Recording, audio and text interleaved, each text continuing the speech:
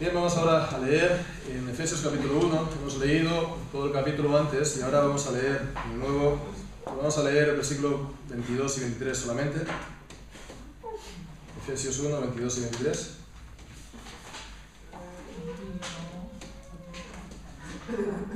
Dice así la palabra del Señor: y sometió todas las cosas bajo sus pies, y lo dio por cabeza sobre todas las cosas a la Iglesia, la cual es su cuerpo, la plenitud de aquel que todo lo llena en todo. Amén. Amén. En las últimas semanas habíamos estado en Filipenses capítulo 2 y habíamos estado tratando acerca de la humillación y de la exaltación de Jesucristo. Habíamos visto cómo en el versículo 9 Pablo declara que Dios Padre le había dado a Jesucristo un nombre que es sobre todo nombre. Y bien, este pasaje que acabamos de leer ahora aquí también nos dice, hemos leído en el versículo 22, que Dios Padre también dio a Jesucristo por cabeza sobre todas las cosas a la Iglesia. Entonces, estos dos textos tienen mucho que ver entre sí. Dios Padre, sujeta todas las cosas bajo los pies de Jesucristo, y Dios Padre pues da a Jesucristo por cabeza a la Iglesia. Entonces le da primeramente ese nombre, esa dignidad de Señor con mayúscula, el Rey de Reyes, el Señor de Señores, el Rey del Universo, y le da pues también como cabeza a la Iglesia, es decir, la parte más preeminente, más excelente, la parte que dirige el resto del cuerpo, ¿verdad? Como la cabeza así dirige el cuerpo, pues así también Jesucristo dirige la Iglesia para que sea pues en definitiva su cabeza, aquel que tiene autoridad sobre ella. Con todo, la Iglesia también es importante, porque aquí en este texto, pues otra vez nos dice el versículo 23 que ella es su cuerpo, y dice a continuación la plenitud de aquel que todo lo llena en todo. Entonces, fijémonos, es una declaración grande, ¿no? Maravillosa, decir que la Iglesia es la plenitud de aquel que todo lo llena en todo, es decir, de Cristo. ¿Cuál es el sentido de la palabra plenitud? Pues esta palabra puede ser entendida en dos sentidos. En un sentido, digamos, activo, es decir, que se llama plenitud porque es ella la que llena, ¿no? En este caso sería la que llena a Cristo, ¿no? O en un sentido pasivo, que es plenitud porque es llenada. Y bueno, pues dado lo que sigue, aquel que todo lo llena en todo, yo creo que el sentido activo de que es la Iglesia quien llena a Jesucristo prácticamente es imposible, ¿no? Entonces es realmente al contrario, es Jesucristo, ¿no? Quien llena, como dice Jeremías en el capítulo 23, los cielos y la tierra con la inmensidad de su ser, puesto que es Dios. Pues Él también del mismo modo llena a la Iglesia, y a todos sus miembros de su gracia y misericordia. Recordemos también aquel pasaje de del Evangelio de Juan, en el capítulo 1, que dice, en el versículo 16, porque de su plenitud tomamos todos gracia sobre gracia. Entonces, en Él, en Cristo, que en Él habita toda la plenitud de la divinidad, Colosenses 1, pues Él también llena a la Iglesia por el Espíritu Santo, y de esa manera la Iglesia es llena de toda la plenitud de Dios. Bien, pues entonces fijémonos cómo la Iglesia es importante. Por supuesto que no hay que idolatrar a la Iglesia. La Iglesia no es la que nos salva, no hemos de predicar a la Iglesia, ¿verdad? Hemos de predicar a Cristo por encima de todas las cosas, ¿no? Es Él el que salva. Pero también sería un error pues despreciar la Iglesia, ¿no? Ponerla en un sentido pues secundario, se puede decir, o desecharla, mejor dicho, pues sobre todo teniendo en cuenta lo que aquí se nos dice, esta declaración tan importante, que dice que es la plenitud de Cristo. Y bien, pues al considerar acerca de lo que es la Iglesia, antes que nada hemos de hacer una distinción que la hicieron los pastores y los teólogos en tiempo de la Reforma. Una distinción, sin ella vamos a estar, al hablar de la Iglesia, pues bastante confundidos, bastante desorientados, ¿no?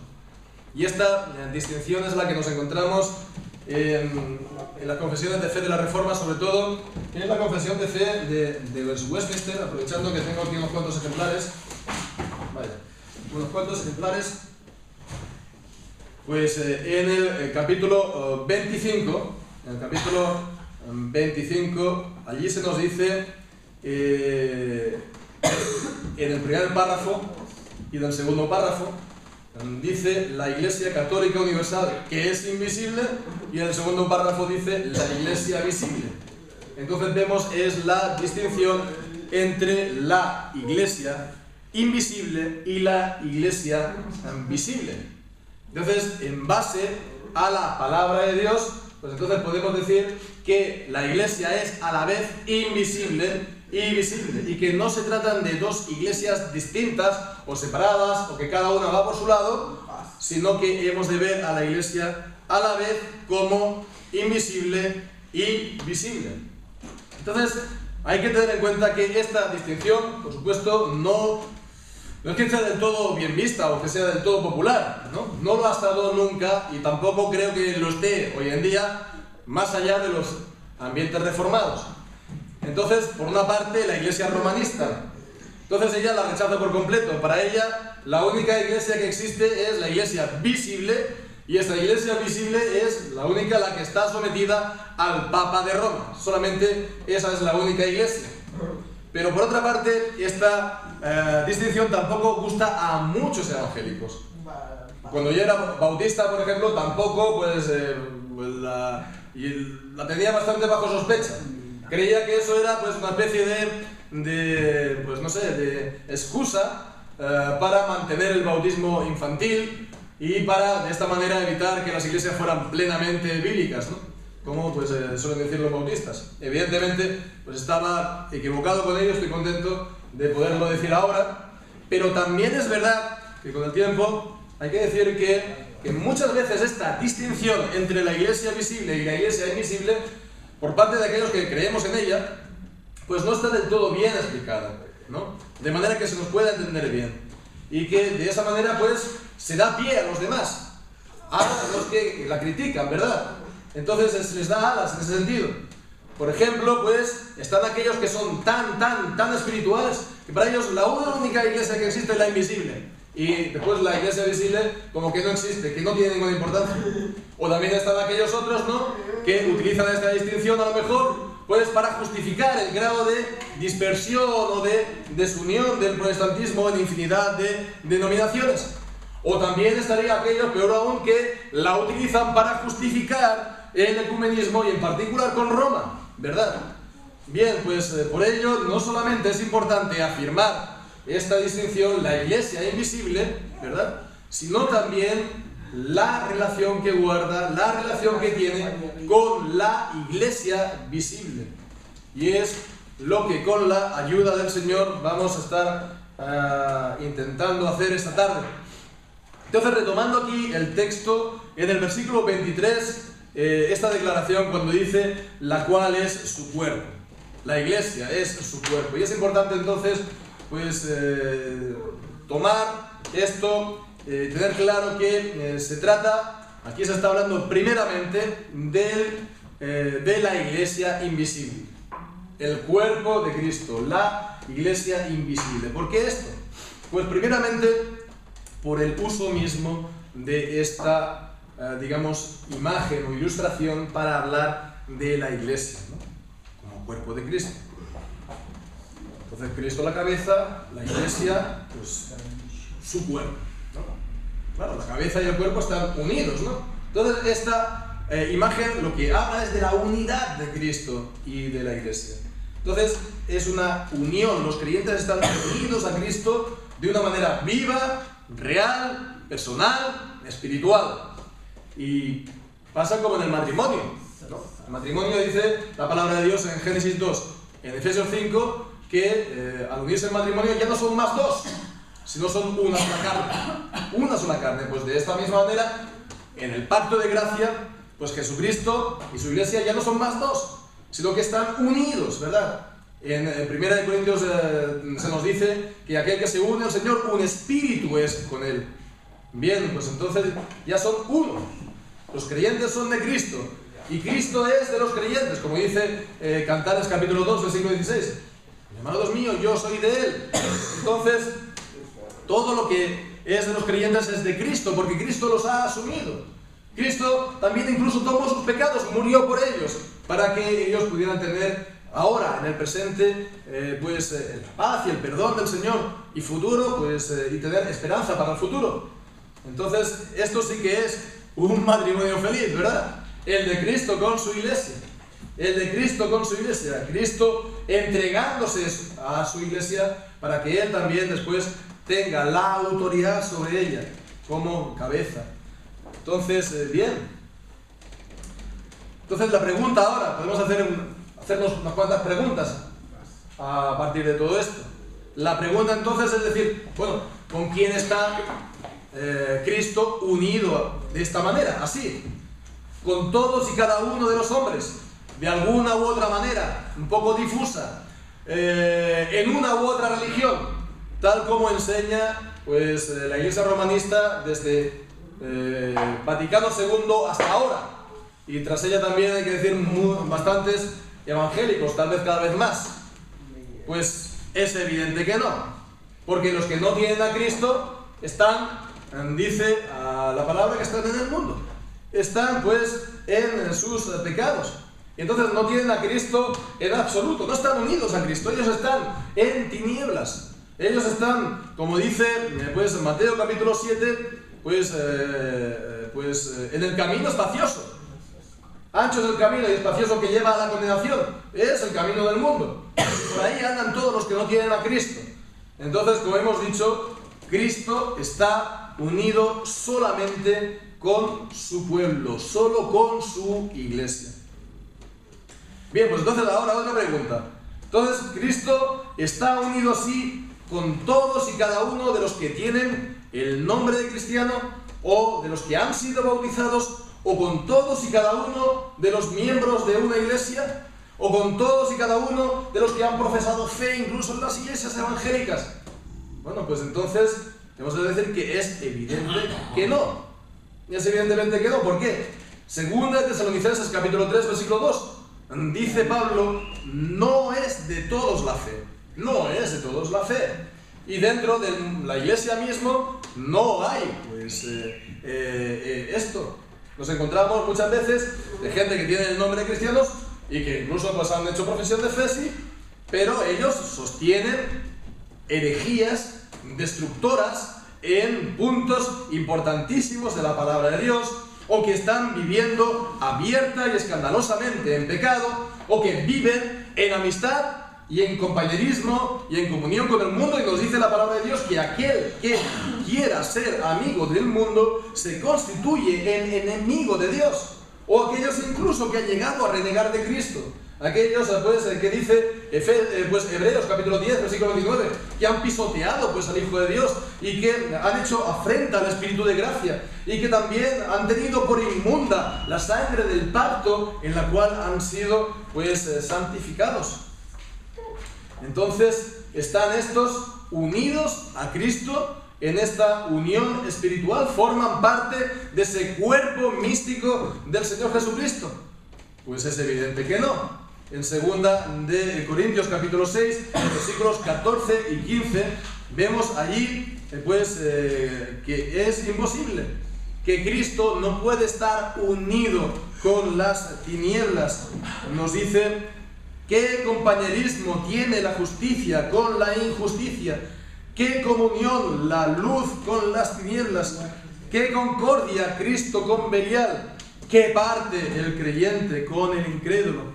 Y en primera de Juan capítulo 1 nos dice que si decimos que permanecemos en Cristo, tenemos comunión con Él, y andamos en tinieblas, pues mentimos. En el versículo 6 dice: si te decimos que tenemos comunión con Él, con Cristo, y andamos en tinieblas, mentimos y no practicamos la verdad. Vemos, no se está en comunión con Cristo. Si uno está en tinieblas, no se está en comunión con Cristo, con lo cual no se está unido a Cristo. No forman, por lo tanto, parte del cuerpo de Cristo. Y en esto pues todo el mundo podríamos decir que en cierta manera estábamos también de acuerdo, ¿verdad? Esto hasta la iglesia romanista tradicional, es decir, antes del Vaticano II, ¿verdad? Porque dirían, no, estos han cometido pues estos pecados, se les tienen que excomulgar, ¿no? Anatema, excomulgar. Bien, pero entonces la pregunta ahora sería, bueno, pues entonces estos, antes de su pecado, antes de su rebelión, antes de su apostasía, ellos habían formado entonces verdaderamente parte del cuerpo del Señor, del cuerpo Cristo, místico, espiritual de Cristo. Pues ahí sí que en esa pregunta ya las respuestas son distintas, ¿no? Porque la iglesia romanista, también tradicional, ¿no? Pues, pero no solamente ella, también las protestantes arminianas van a decir que sí. Los romanistas van a decir sí, ¿por qué? Porque fue bautizado. Los arminianos sí, porque se convirtió. O sí, porque tuvo esa decisión por Cristo. O los pentecostales dirán sí, porque habló en lenguas, ¿no? Entonces, ellos dirán sí, formaron parte de ese cuerpo espiritual de Cristo, solamente que ellos se han cortado del mismo, ¿verdad? Bien, pues en esto es en lo que los creyentes reformados no podemos estar de acuerdo. No podemos estar de acuerdo porque Jesucristo mismo lo dice.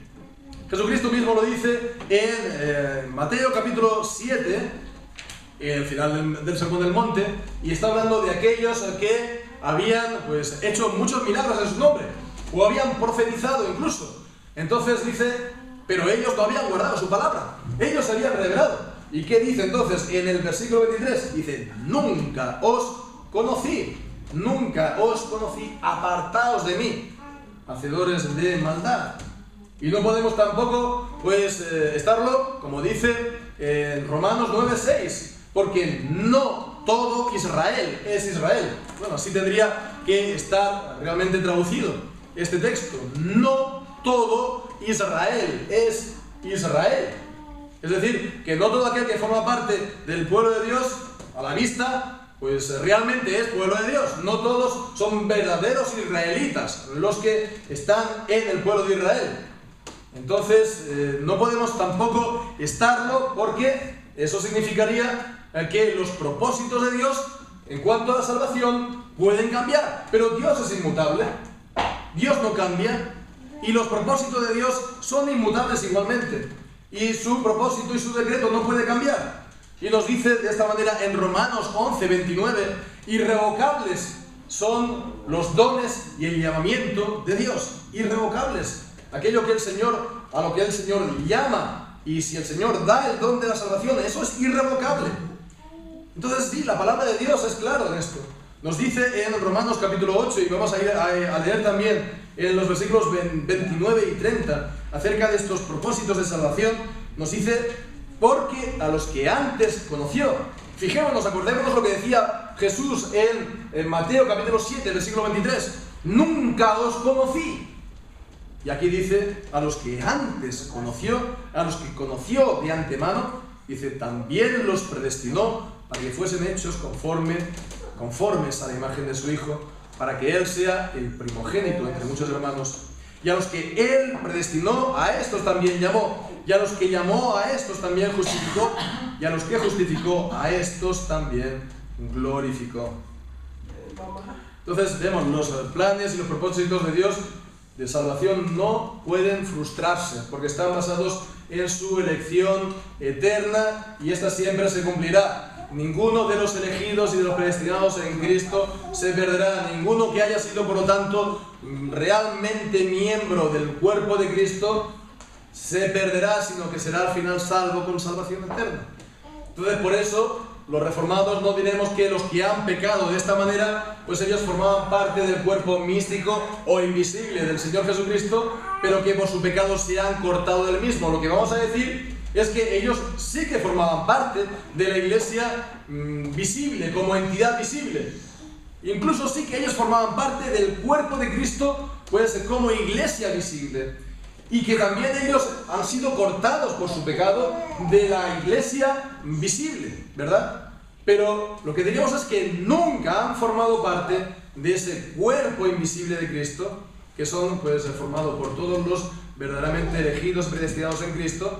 ¿Por qué? Pues porque por sus hechos, ¿qué demuestran? Por sus hechos demuestran de que han sido irregenerados, que no han sido regenerados, que no han sido convertidos. Nos dice Jesucristo mismo que el árbol se conoce por los frutos.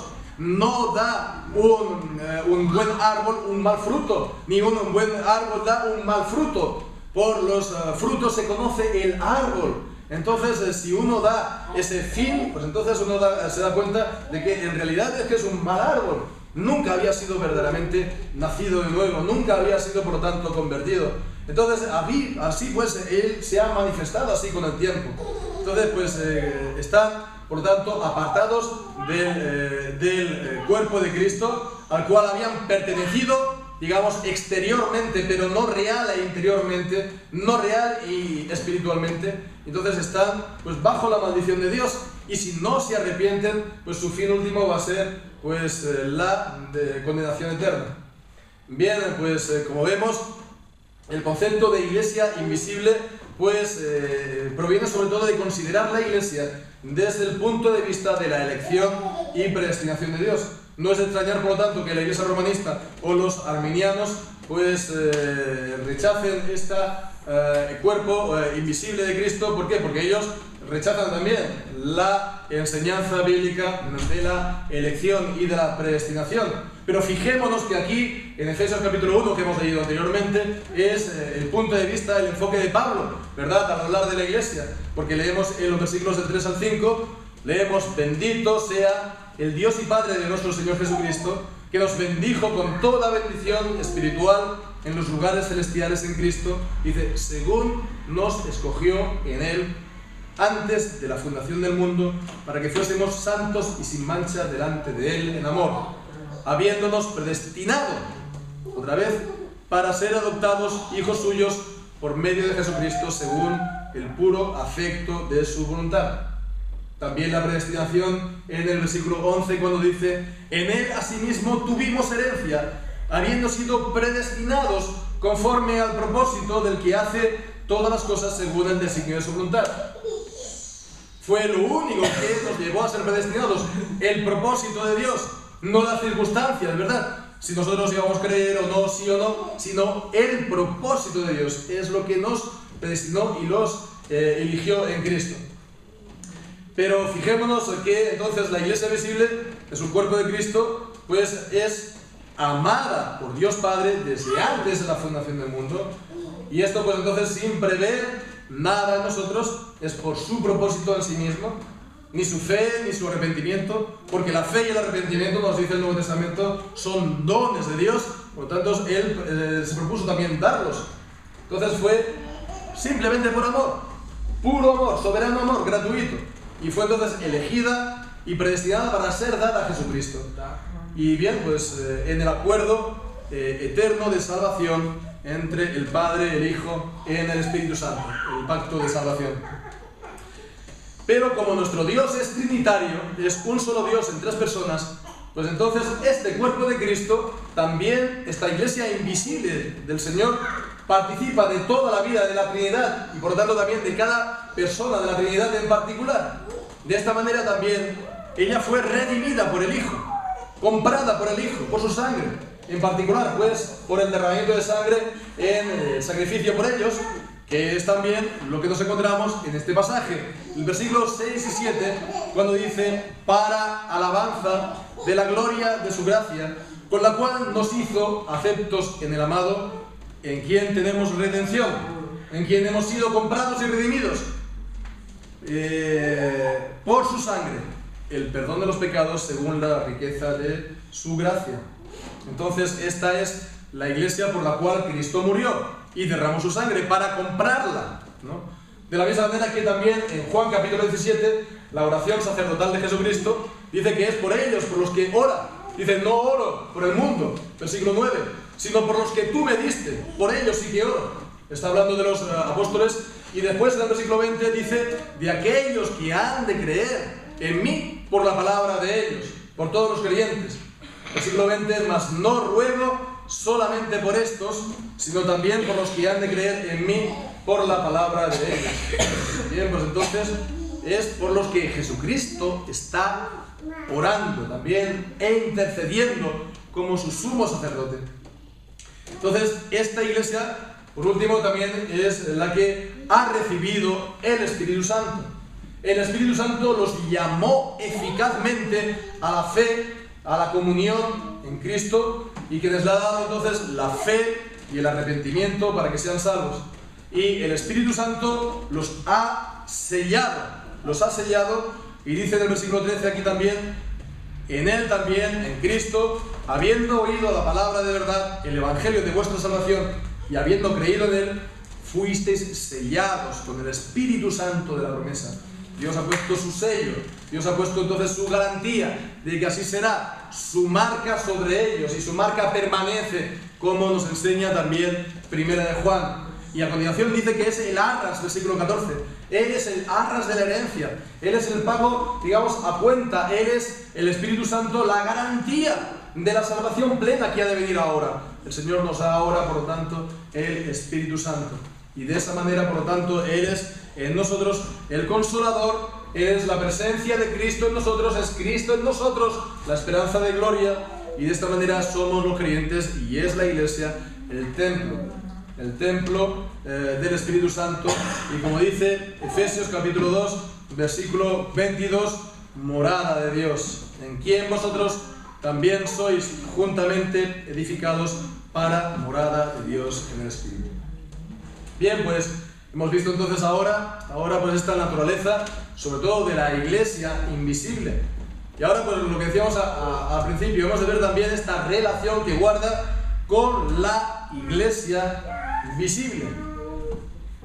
Y bien, pues para empezar hemos de establecer un principio que es fundamental, que es que no se trata de dos iglesias distintas o separadas, o que están divididas, o que cada una va por un lado, ¿verdad?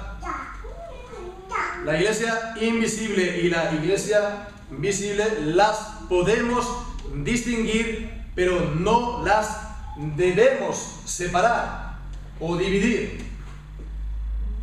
Y para mostrarlo en la palabra de Dios, pues tenemos textos, pero tal vez el más claro lo encontramos en Gálatas, en el capítulo 4. En Gálatas capítulo 4, el versículo 26. Cuando dice, está comparando aquí, pues en la iglesia, los creyentes, entre Sara y Agar, los hijos de la promesa, los hijos de la esclava. Y entonces está hablando de los cristianos, dice, como la Jerusalén de arriba, la cual es madre de todos nosotros, es libre. Entonces, fijémonos, ¿no? Cuando está hablando aquí de la Jerusalén es una imagen para hablar de la iglesia, y dice de arriba, celestial. Entonces, en principio aquí está hablando de la iglesia, por lo tanto, celestial, invisible. Pero dice que ella es madre de todos nosotros. Entonces, ¿cómo ella nos engendra? Nos engendra por medio de ¿qué? De la predicación de la palabra, la predicación del Evangelio, por medio de los sacramentos. Entonces, ella nos engendra. Entonces, fijémonos, no son dos iglesias separadas, es una sola. Entonces, pues es como una persona. Podemos distinguir el alma del cuerpo, ¿verdad? Pero no podemos dividirla, porque forman parte las dos de la misma persona. Y de hecho, esta ilustración o imagen muchas veces se ha utilizado para hablar de la relación entre la iglesia visible y la invisible, que pues una es el cuerpo y la otra el alma de la iglesia. Y creo que es una ilustración, un empleo pues que es correcto y apropiado. Este sería el principio importante que hemos de tener siempre en cuenta. En segundo lugar, pues ver que muchas veces se emplea este concepto de la iglesia invisible. Por ejemplo, uno de los usos principales es para hablar de que la iglesia de Dios sobre la tierra no se puede contar, no se puede medir. Y es verdad, ¿no? ¿Cuántas iglesias cristianas hay en la faz de la iglesia en este mismo momento que están dando culto a Dios, verdad? Es incontable. Si lo paramos a pensar en todas las ciudades, en todas las naciones de la tierra, es impensable. Pero más aún, ¿cuáles son el número exacto de los verdaderamente convertidos y salvos? Es imposible saberlos. Entonces es algo inmenso. Y eso es lo que se corresponde también con la promesa que Dios dio a Abraham en Génesis 15. Entonces pues le da la promesa de la descendencia y le dice: mira ahora los cielos y cuenta las estrellas si puedes.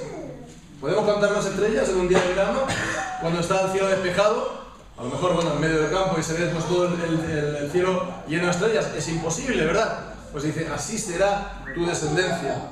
Y también en el versículo 22, en el capítulo 22 de Génesis, también dice: te multiplicaré. En el versículo 17, te multiplicaré como las estrellas del cielo y también como la arena que está a la orilla del mar. Podemos contar los granos de arena que están en la playa a la orilla del mar. Es imposible. Pues así es la obra de Dios en la tierra, la obra que incluso nosotros vemos, ¿no? Pero que no podemos abarcar en su conjunto. Entonces, ese es el pecado de David. Cuando leemos en el Antiguo Testamento que David pecó por hacer el censo al pueblo, pues ese fue el pecado, querer saber la obra de Dios con exactitud hasta el final. Y esto es algo que solamente le pertenece a Dios, solamente Dios lo puede hacer. Entonces, nosotros vemos siempre en parte y Dios lo ve todo en el conjunto. Pero lo maravilloso es que para Dios no son muchas iglesias delante de Él. Es una sola, porque solamente tiene un cuerpo, no tiene muchos, tiene un solo cuerpo, ¿verdad? Pues entonces esto es lo maravilloso. Bien, pues entonces, en tercer lugar, el segundo uso de la idea, del concepto entonces de la iglesia invisible, es para hablar de los que verdaderamente son salvos dentro de las iglesias visibles. Es lo que nos dice 2 de Timoteo, capítulo 2, versículo 19: conoce el Señor a los que son suyos. Conoce el Señor a los que son suyos. Y este es un principio muy importante porque nosotros no conocemos verdaderamente el corazón de las personas. Nosotros conocemos a las personas, sí, pero lo que hay en lo profundo de su corazón ni siquiera es lo que se le pasa por la cabeza, sus pensamientos, ¿verdad? Entonces, esto es un principio importante que lo encontramos también en la parábola del trigo y la cizaña en Mateo capítulo 13. Sabemos, ¿no? Esta expresión de meter cizaña, ¿no? Que muchas veces se emplea para decir aquel que mete discordia, ¿no? Mete cizaña. Pero no ese es el sentido de la parábola. Está hablando de un campo de trigo, que sería pues la iglesia del Señor, los que son hijos de Dios. Entonces viene el enemigo y planta cizaña y serían los hijos del diablo en medio de ella. Entonces el punto de esta parábola es que no se puede, digamos, apartar la cizaña de medio del trigo antes de tiempo. Dicen: no vaya a ser que arranques también de camino pues el trigo. Entonces, bueno, de entrada no sabemos quién es el trigo y quién es la cizaña. De entrada no lo sabemos. De entrada no se puede decir tú fuera y tocar. Entonces es algo que se puede ver, se puede llegar a ver. Si un miembro pues enferma, pues lo pones en cuarentena, ¿no? Se le pone disciplina. Y si se ve que es un miembro muerto, pues entonces se le hace la excomunión, se le aparta ya del cuerpo definitivamente. A no ser que se arrepienta de nuevo y vuelva el arrepentimiento al cuerpo, ¿verdad? Pero de entrada no podemos decir este es cizaña. Esto es algo que se tiene que manifestar. Y es lo que nos dice el principio que nos da el apóstol Pablo en 1 Corintios capítulo 4, versículo 5, cuando dice allí: así que no juzguéis nada antes de tiempo, hasta que venga el Señor, el cual aclarará también lo oculto de las tinieblas y manifestará las intenciones de los corazones, y entonces cada uno recibirá su alabanza de Dios. Bien, pues entonces hemos visto este principio fundamental: no son dos iglesias, es una sola. Después, estos dos usos de la idea del concepto de la iglesia invisible, primero para hablar de la inmensidad de la iglesia, incluso sobre la tierra, la iglesia visible, pero también de aquellos que son verdaderamente salvos dentro de la iglesia, de las iglesias visibles. Bien, estos son los dos usos mayoritarios y son correctos, por supuesto, no hay ningún problema con ellos, pero queda todavía otro que yo diría que es incluso el principal y que se habla muchas veces, pues mucho menos, ¿verdad? Y pasa, pues a menudo que hablamos de cosas, ¿no? Tenemos muchas cosas en mente, hablamos de muchas cosas, pero se nos olvida lo que es más importante. Y creo que es lo que también ocurre aquí. Porque lo que no hay que olvidar nunca es que la iglesia visible es la manifestación de la iglesia invisible. La iglesia visible es la iglesia invisible que se hace visible. Parece esto de perogrullo, ¿no? Está en la misma expresión de iglesia visible, ¿verdad? Y esto es precisamente el enfoque que destaca la Confesión de Fe, otra vez, de Westminster en su capítulo 25 acerca de la iglesia. En particular, el párrafo 3 dice: a esta iglesia católica visible ha dado Cristo el ministerio, los oráculos y los sacramentos de Dios para reunir y perfeccionar a los santos en esta vida y hasta el fin del mundo. Entonces, vemos que Dios ha dado a esta iglesia, dice, católica visible, les ha dado, dice, el ministerio, es decir, pues los pastores. Después dice, les ha dado los oráculos, es decir, la palabra de Dios. Y después dice también los sacramentos, bautismo, Santa Cena, dice, para reunir a los santos. Para reunir a los santos. Los santos, que recordemos, son aquellos que han sido elegidos y predestinados en Cristo. Entonces es para reunir a los santos, a los predestinados. Entonces, es como que Dios, pues a la iglesia visible, pues como si pusiera ahí un gran imán, ¿no? Entonces, bueno, pues ahí se le va reuniendo los que son los santos, los elegidos y los predestinados. Por la predicación de la palabra de Dios, por la predicación del Evangelio, el Espíritu Santo viene a la vida de las personas, los llama a la unión y a la comunión con Cristo, y entonces los salva, pero al llamarlos a Cristo, no se trata solamente de una salvación individual, sino que también los llama a unirse a la congregación, al cuerpo del Señor Jesucristo, ¿verdad? A una iglesia visible. Y esto es algo también de una tremenda importancia, porque esto nos trae de nuevo otra vez del cielo, ¿no?, a la tierra.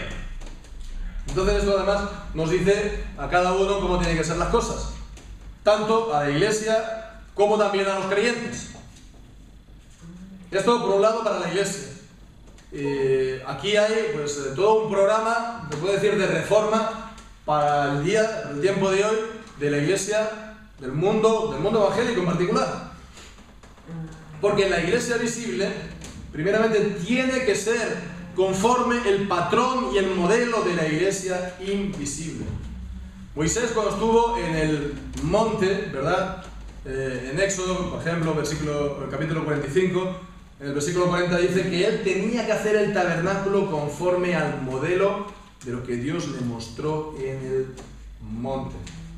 Entonces, del mismo modo, la iglesia visible tiene que ser en todo conforme al modelo de la iglesia invisible. La iglesia invisible es espiritual, pues la iglesia visible también ha de ser espiritual. La iglesia invisible es santa y la iglesia visible también ha de ser santa. La iglesia invisible es un cuerpo, y es católica y universal, como hemos leído también en la Confesión de Fe, católica y universal, en todas las naciones, por lo tanto, una en todas las naciones. Por lo tanto, también la iglesia visible ha de ser una, católica y universal en todas las naciones. La iglesia, por lo tanto, al ser católica, la iglesia visible ha de guardar puras todas las marcas de la verdadera iglesia, de la iglesia verdadera, católica, es decir, las marcas de la correcta predicación de la verdad de la palabra de Dios, la correcta administración de los sacramentos, el puro culto a Dios, también pues la administración según la palabra de Dios de la disciplina eclesiástica. Entonces, todo esto son las marcas de la verdadera iglesia católica, de la verdadera iglesia de Cristo. pues entonces ha de guardarlo, estas marcas. Y sobre todo, pues, de la misma manera que la iglesia invisible está unida a Cristo, su cabeza, y está en comunión con Él, y recibe de Él la vida y las gracias y la misericordia, pues así también la iglesia visible ha de estar unida a Cristo. No vaya a ser, pues, de que esto ocurre como en las iglesias del Apocalipsis, ¿no? Que Él está llamando desde fuera a la iglesia, ¿verdad? Que si alguno, pues, oye mi voz, yo entraré a Él y Él entrará y cenará conmigo. Él ha de estar, pues, adentro, ¿verdad?, de la iglesia. Y hemos de estar todos, entonces, unidos a Cristo, nuestra cabeza.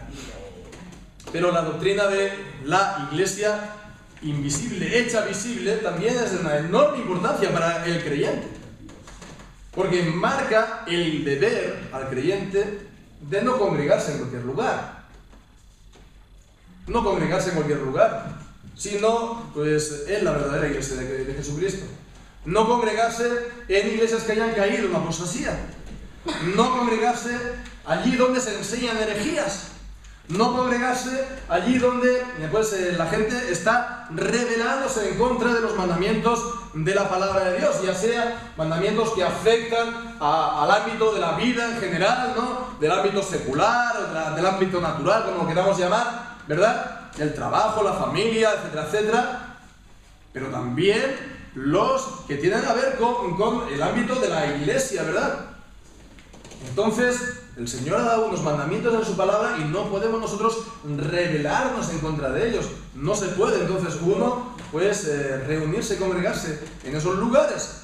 O no se tiene que reunir y congregar en lugares en los que la iglesia se haya confundido en todo con el mundo, en la manera de vivir, en la manera de actuar, en el mensaje que se da o en el que no se da, ¿no?, en la predicación o que no hay predicación, en las formas de la iglesia, en las formas del culto. No podemos estar en comunión con el mundo porque nos dice, nos constituimos en enemigos de Dios.